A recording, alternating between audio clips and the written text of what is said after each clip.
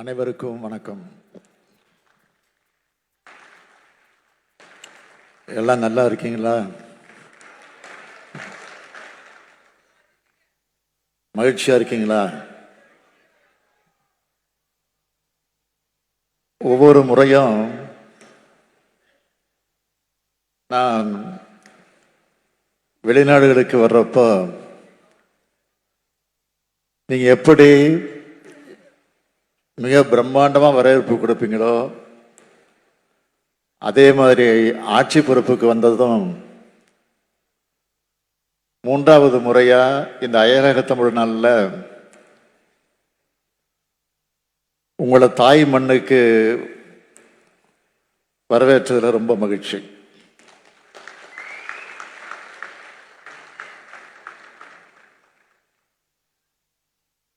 தொடக்கத்தில் வரவேற்புரையாற்றிய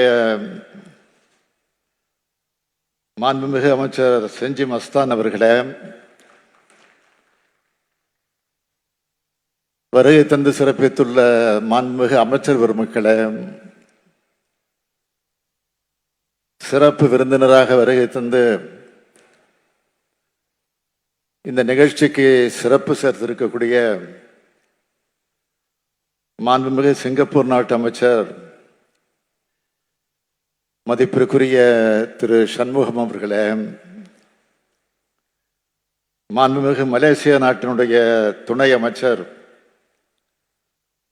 மரியாதைக்குரிய திரு குலசேகரன் அவர்களே, மாண்புமிகு இலங்கை நாட்டின் கிழக்கு மாகாண ஆளுநர் திரு செந்தில் தொண்டைமான் அவர்களே, மலேசிய நாட்டினுடைய முன்னாள் அமைச்சர் திரு சுப்பிரமணிய சதாசிவம் அவர்களே, பல்வேறு நாடுகளின் இந்நாள் மற்றும் முன்னாள் நாடாளுமன்ற உறுப்பினர்களே, பல்வேறு நாடுகளின் மேயர், துணை மேயர் மற்றும் மாகாண உறுப்பினர்களே, அயலக தமிழர் நலவாரிய தலைவர் உள்ளிட்ட வாரியத்தினுடைய உறுப்பினர்களே, நாடாளுமன்ற சட்டமன்ற உறுப்பினர்களே, மதிப்பிற்குரிய தலைமைச் செயலாளர் அவர்களே, பொதுத்துறை செயலாளர் உள்ளிட்ட அரசு உயர் அலுவலர்களே, பத்திரிகை மற்றும் ஊடகத்துறை சார்ந்த நண்பர்களே, என் பேரன்பிற்குரிய அயலக நாடுகளில் வாழும் தமிழ் சொந்தங்களே, உங்கள் அனைவருக்கும் என்னுடைய அன்பான வணக்கம்.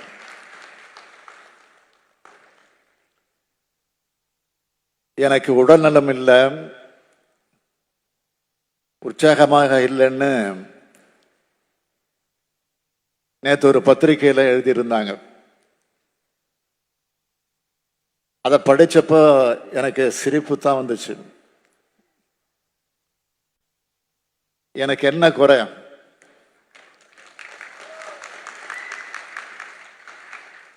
தமிழ்நாடு மக்களும் மகிழ்ச்சியாக இருக்கிறப்போ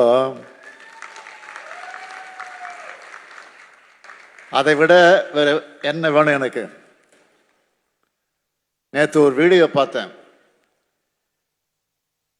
சென்னையை சார்ந்த ஒரு சகோதரி பேசுறாங்க. கலைஞர் மகளிர் உரிமை தொகையில 1000 ரூபாய் வந்துருச்சு. பொங்கல் பரிசா 1000 ரூபாய் வந்துருச்சு. அரிசி, சர்க்கரை, கரும்பு வந்துருச்சு. வெள்ள நிவாரணமா 6000 ரூபாய் கிடைச்சிருச்சு. ஒரு மாசத்துல முதலமைச்சரே 8000 ரூபாய் கொடுத்துட்டாரு. பொங்கலுக்கு யாரையும் நான் எதிர்பார்க்க தேவையில்லைன்னு பேட்டி கொடுத்திருக்கிறார் அந்த சகோதரி.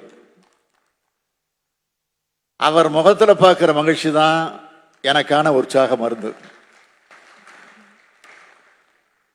எனக்கு மக்களை பற்றித்தான் எப்போதும் நினைப்பே தவிர என்னை பற்றி இருந்ததில்லை. எந்த சூழலையும் என்னோட மக்களுடன் இருப்பவன் நான். என் சக்தியை மீறியும் உழைப்பவன் நான். இது மாதிரி செய்திகள்லாம் ஒதுக்கி தள்ளிவிட்டு உழைச்சிக்கிட்டே இருப்பேன். அண்மையில் இதே அரங்கத்தில் நடைபெற்ற உலக முதலீட்டாளர் மாநாடு என்பது தமிழ்நாட்டை வளப்படுத்த உலகமே திரண்ட மாநாடு என்று சொன்னால், இன்று நடைபெறுவது உலகத்தை வளப்படுத்த சென்ற தமிழர்கள் கொண்டாடும் மாநாடு. இது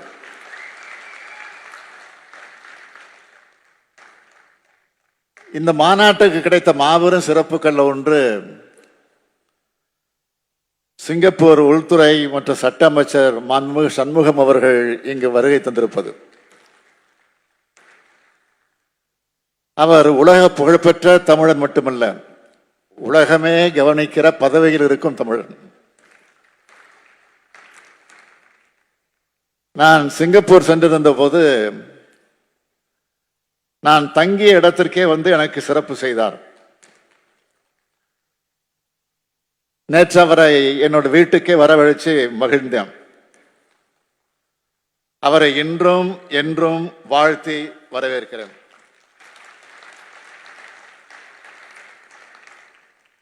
அவரை மாதிரியே இந்த மேடையில் உலகமெல்லாம் இருக்கக்கூடிய பல நாடுகளில் இருக்கக்கூடிய பல்வேறு பொறுப்புகள்ல அறிவால் ஆற்றலால் தமிழர்கள் தலை நிமிர்ந்து நிற்கிறவங்க என்பதற்கு சாட்சியா அமர்ந்திருக்கக்கூடிய அனைவரையும் நான் உள்ளபடியே மனதார வரவேற்கிறேன், வாழ்த்துகிறேன். அனைவரது வருகைக்கும் முதலில் என்னுடைய நன்றியை தெரிவிக்கிறேன். மேடையிலும் எதிரிலும் அமர்ந்திருக்கும் உங்களை எல்லாம் பார்க்கும்போது எனக்கு பெருமையா இருக்கு. முயற்சி உடையார் இகழ்ச்சி அடையார் என்ற உழைப்பு திறன்தான் கடல் கடந்தும் தமிழர்கள் வெற்றிகரமாக வாழ காரணம். இப்படி புலம்பெயர்ந்த நம் தமிழ் சொந்தங்கள் அந்த நாடுகளோட வளர்ச்சிக்கும் உயர்வுக்கும் முதுகெலும்பா இருந்து வர்றவங்க. தமிழின தலைவர் கலைஞர் அவர்களால் 2010ஆம் ஆண்டு வெளிநாடு வாழ் தமிழர்களுடைய துயரங்களை களைய வெளிநாடு வாழ் தமிழர் நலப்பிரிவு உருவாக்கி அரசாணை வெளியிட்டதோடு வாரியம் அமைக்கவும் சட்ட முன்வடிவு உருவாக்கப்பட்டுச்சு. ஆனா தொடர்ந்து வந்த ஆட்சி மாற்றம் காரணமா இந்த முயற்சிகள்ல தடை ஏற்பட்டுச்சு. ஆனா இப்போ அமைச்சிருக்கக்கூடிய நம்முடைய திராவிட மாடல் அரசு தேர்தல் அறிக்கையில் சொன்னபடி அயலக தமிழர் நலனுக்கு தனியா ஒரு துறையை உருவாக்கி தனி அமைச்சரையை நியமிச்சு உங்களுடைய அவசர தேவைகள் உடனுக்குடன் சிறப்பான முறையில் தீர்த்து வைக்கப்பட்டு வருது. ஒரு தலைவர் மற்றும் 14 உறுப்பினர்களை கொண்ட அயலக தமிழர் நல வாரியம் அமைக்கப்பட்டிருக்கு. இந்த துறையும் வாரியமும் சிறப்பா செயல்பட்டு வராங்க. வெளிநாடுகள்ல நிரந்தர குடியுரிமை உள்ள தமிழர்களுடைய குழந்தைகளுக்கு தமிழ் மீது ஆர்வத்தை உருவாக்கி தமிழ் இணைய கல்விக் கழகம் மூலம் தமிழ் கற்றுத்தரப்படுது. வெளிநாடுகளில் கைது செய்யப்படுகிற சூழலுக்கு ஆளாகிற தமிழர்களுக்கு உரிய சட்ட உதவிகள் வழங்கப்பட்டு வருது. அயல்நாடுகளில் உதவி தேவைப்படுற தமிழர்களுக்கு ஒன்றிய அரசோட வெளியுறவு அமைச்சகம் மற்றும் தொடர்புடைய இந்திய தூதரகத்தோடு இணைஞ்சு உரிய நிவாரண நடவடிக்கைகளை இந்த துறை சிறப்பா செஞ்சுக்கிட்டு வருது. மருத்துவ இயலாமை மற்றும் பல்வேறு காரணங்களால் தாயகம் திரும்ப முடியாம கஷ்டப்படுற தமிழர்கள் அவங்க தாய் நாட்டுக்கு அழைச்சிட்டு வரவும் அங்க இறக்க நேரிடும் தமிழர்களுடைய உடல்கள் இந்தியா கொண்டு வரவும் தமிழ்நாடு அரசால் 1 கோடி ரூபாய் சுழல்நிதி ஏற்படுத்தப்பட்டு தமிழர்களுடைய துயரங்களை துடைக்கிற பணி உரிய முறையில் செய்யப்பட்டு வருது. முகவர் மீதான புகார், நில அபகரிப்பு புகார் தொடர்பா 53 இனங்கள்ல தீர்வு காணப்பட்டிருக்கு. பாதுகாப்பான புலம்பெயர்தலுக்கு தேர்ந்தெடுக்கப்பட்ட கல்லூரி மற்றும் தொழிற்கல்வி நிலையங்கள்ல விழிப்புணர்வு பயிற்சி வழங்கப்பட்டிருக்கு. அயல் நாட்டில் வசிக்கிற நம்ம தமிழர்கள் இங்க இருக்கிற அவங்களோட குடும்பத்தினர் எதிர்கொள்ளுகிற நிலம் மற்றும் பாதுகாப்பு தொடர்பான பிரச்சனைகளை களைய டிஜிபி அலுவலகத்தில் தனிப்பிரிவு அமைக்கப்பட்டிருக்கு. அயல் நாடுகளுக்கு போற தமிழர்களுக்கு அந்த நாடுகளோட சட்டம், பண்பாடு மற்றும் மொழி தொடர்பான குறைந்தபட்ச புரிதலை உருவாக்க சென்னையில முன்பயண புத்தாக்க பயிற்சி மையம் செயல்பட்டு வருது. இப்போ தஞ்சாவூர், புதுக்கோட்டை, ராமநாதபுரம், சிவகங்கை, கன்னியாகுமரி, பெரம்பலூர் மற்றும் விழுப்புரம் மாவட்டங்கள்லையும் இந்த மையங்கள் புதுசா ஏற்படுத்தப்பட்டிருக்கு. Ukraine, Sudan, Cambodia, Thailand, Myanmar இப்படி பல்வேறு நாடுகள் இருக்கிற நம்ம தமிழர்கள் அங்க எதிர்பாராத விதமா பிரச்சனைகளை சந்திக்கிறப்போ தமிழ்நாடு அரசு விரைவா செயல்பட்டு பத்திரமா அழைச்சிட்டு வந்திருக்கு. அயல் நாடுகள் மட்டுமில்லாம மணிப்பூர் கலவரம், அமர்நாத் பனிச்சரிவு போன்ற இந்தியாவோட பிற மாநிலங்களில் ஏற்படுகிற இயற்கை இடர்பாடு மற்றும் அசாதாரண சூழ்நிலையிலையும் தமிழர்களை பாதுகாப்பாக மீட்கிறதுல கண்ணும் கருத்துமாக நாங்கள் செயல்பட்டதை நீங்க பார்த்தீங்க. புலம்பெயர்ந்த தமிழர்கள் தாங்கள் பிறந்து வளர்ந்த சொந்த ஊர்ல உட்கட்டமைப்புகளை மேம்படுத்த எனது கிராம திட்டம் துவங்கப்பட்டிருக்கு. வெளிநாடு வாழ தமிழர்கள்ல பெரும்பான்மையானவங்க தங்களோட சேமிப்பை தமிழ்நாட்டில் பாதுகாப்பா முதலீடு செய்ய ஆர்வத்தோடு இருக்காங்க. இதுக்காக புரிந்துணர்வு ஒப்பந்தங்கள் ஏற்படுத்தி இவங்க முதலீடுகளை அரசு மற்றும் தொழில் நிறுவனங்கள்ல முதலீடு செய்ய ஏதுவான சூழலையும் உருவாக்கி இருக்கிறோம். ஒவ்வொரு ஆண்டும் ஜனவரி 12ஆம் நாள் அயலக தமிழர் நாளான இந்த நாளை கொண்டாடி கொண்டிருக்கிறோம். அதை அறிவிச்சோம். 3 வருஷமா தொடர்ந்து கொண்டாடி கொண்டிருக்கிறோம். கடந்த 2 நாட்களா உலக தமிழினத்தின் மாநாடு போல சீரும் சிறப்புமா இது நடந்துகிட்டு இருக்கு.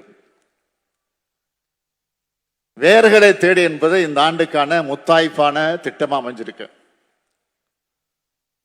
ஆண்டுதோறும் 200 இளைஞர்களை தேர்ந்தெடுத்து பண்பாட்டு சுற்றுலா அழைச்சிக்கிட்டு போக இந்த திட்டம் அறிவிக்கப்பட்டுச்சு. அதன்படி 58 இளைஞர்களை தமிழ்நாட்டுக்கு அழைச்சிட்டு வந்து டிசம்பர் 27 முதல் ஜனவரி 10ஆம் தேதி வரை 15 நாட்கள் தமிழ்நாடு முழுக்க இருக்கிற கலை, இலக்கியம், பண்பாடு, பழம்பெரும் கட்டடம், வணிகம், விடுதலை போராட்டத்தில் நம்ம பங்கேற்பு, ஆடைகள் தயாரித்தல், அணிகலன் செய்தல், தமிழர்களுடைய எல்லா மாண்புகளையும் பார்த்துட்டு வந்து அவங்க அனுபவங்களை இங்க பகிர்ந்துக்கிட்டாங்க. இதிலேயே இந்த திட்டத்தோட வெற்றியை நீங்க உணர்ந்திருப்பீங்க. இந்த ஆண்டின் அயலக தமிழர் நாள் கொண்டாட்டம் தமிழ் வெல்லுண்ட சிறப்பான கருப்பொருளை கொண்டு மிக எழுச்சியோடும் 50க்கும் மேற்பட்ட உலக நாடுகள் இருந்து வந்திருக்கிற உங்க எல்லாரையும் பார்க்கிறப்போ உங்க பங்கேற்போட மிக சிறப்பான முறையில் நடந்துகிட்டு இருக்கு. தாய் தமிழ்நாட்டின் முதலமைச்சரா மட்டும் இல்லாம ஒரு தமிழனாகவும் இதை பார்த்து நான் ஆக மகிழ்கிறேன். நீராலும் நிலத்தாலும் ஏன் நாடுகளாலும் கண்டங்களாலும் பிரிஞ்சிருந்தாலும் நாம எல்லாரும் ஒரே இனத்தை சார்ந்தவர்கள், தமிழ் அன்னையின் குழந்தைகள். அந்த உரிமையோட உங்க சகோதரனா நான் உங்ககிட்ட வைக்கிற வேண்டுகோள், எங்கு வாழ்ந்தாலும் தாய் தமிழ்நாட்டை மறக்காதீர்கள். அடிக்கடி உங்கள் குழந்தைகளோட தமிழ்நாட்டுக்கு வாருங்கள். கீழடி, பொருணை, ஆதிச்சநல்லூரை காட்டுங்கள். தமிழோடு இணைந்திருங்கள். நீங்கள் எங்கு வாழ்ந்தாலும் தமிழ்நாட்டின் வளர்ச்சிக்கு நமது திராவிட மாடல் அரசுக்கு துணையாக இருந்திடுங்கள் என்று கேட்டு அனைவருக்கும் தமிழர் திருநாளாம் பொங்கல் வாழ்த்துக்களை தெரிவித்து விடைபெறுகிறேன். வாழ்க தமிழ், வளர்க தமிழ்நாடு. நன்றி, வணக்கம்.